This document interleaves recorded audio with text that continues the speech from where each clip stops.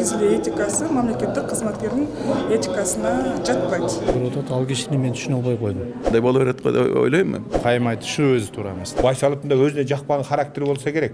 Министрлер кабинетинин төрагасынын орун басары Эдил Байсалов Жогорку кеңештин тармактык комитетинин жыйынында депутат Аида Исатбек кызы менен айтышканы коомдук талкуу жаратты.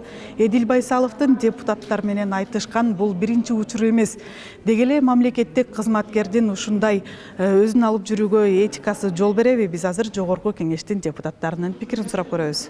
Ар бир киши буга чейин Жогорку кеңештин алдында, Жогорку кеңештин жыйынында 7 миллион калктын алдында Жогорку кеңештин алдында кечирим сураган карабастан бүгүнкү күндө деле кайрадан эле орунсуз туура эмес иштерди алып баратат десек туура болот.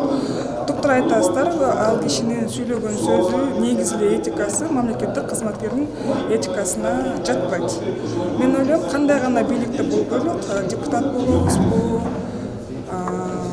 министр болобузбу, негизи эле өкмөттүн өкүлү болсок дагы ар бир инсан бул иштеп аткан иште мамлекеттик кызматкердин этикасын сактаныш керек. Мен эми мамлекеттин кызматкерлерине баа бере албайм, баа бербейм.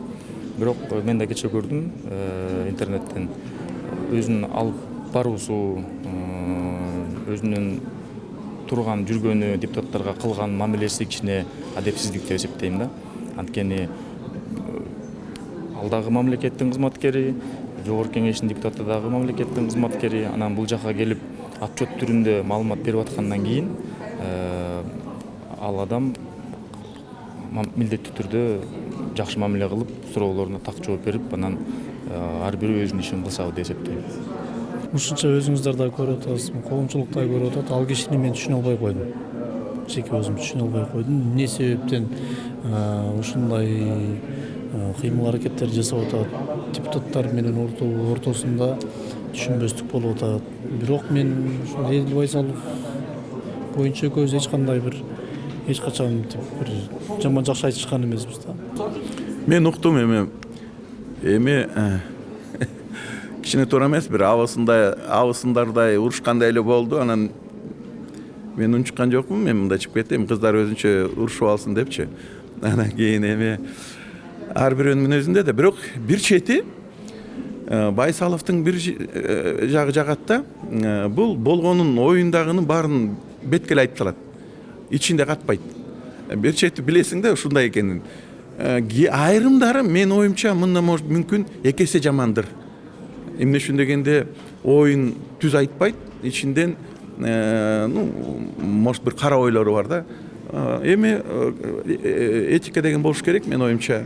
Анан жанагы жерден мен уктум, аны карадым. Бир болбогон эле нерсеге урушуп атат да эми. Болбогон нерсеге эле. Ошондуктан эми эмне кылабыз эми карасам кадрда мен видеодон эле карадым, силерге окшоп жалаң эле кыздар экен баары. Анан кийин эми андай боло берет го деп ойлойм. Саясатта ар кандай нерсе болот. Ошондуктан баардыгын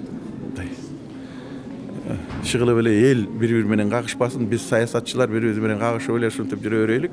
Көрүш керек, бул видеону мен көрбөдүм. Эч бирин мен айыптай албайм. Эгер ушул Жогорку кеңештин ичинде эң жогорку маданияттуулукту көрсөтүш керек. Кайым айтты, ушу өзү туура эмес да. Баягыдай эле кыргызда бир жакшы сөз бар да. Ал кишинин характери ушундай экен. Келет биринчи жолу билесиздер, Жогорку кеңеште катуу разбор болгон баягы.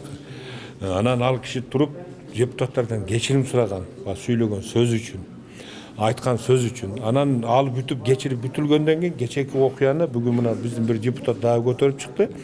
Ал жерде дагы катуу спор болуптур деп уктум мен. Бүгүн мына пленар заседанияда көрдүм да. Эми ал киши мындай да аткаруу бийлигинде иштейт. Ал киши ошол президент койгон, ал кабинет министрлер койгон тапшырманы аткарыш керек. Депутаттын суроосуна так жооп бериш керек. Депутаттын суроосуна так жооп бериш керек.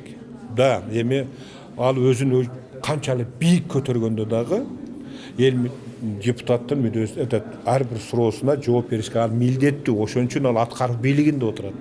Анан эми баягы айтат го, үйрөнгөн атат калабы, үйгө жүргөн салабы деген кыргыздын макалы бар да. Кээ бир характерибиз ар бирибиздин бул жерде отурган бир өзүбүзгө жакпаган характерибиз бар да. Байсаловдун да өзүнө жакпаган характери болсо керек. Кээде өзү вспыльчивый болуп кетет да. Ошо характерин өзү деле нааразы болсо керек.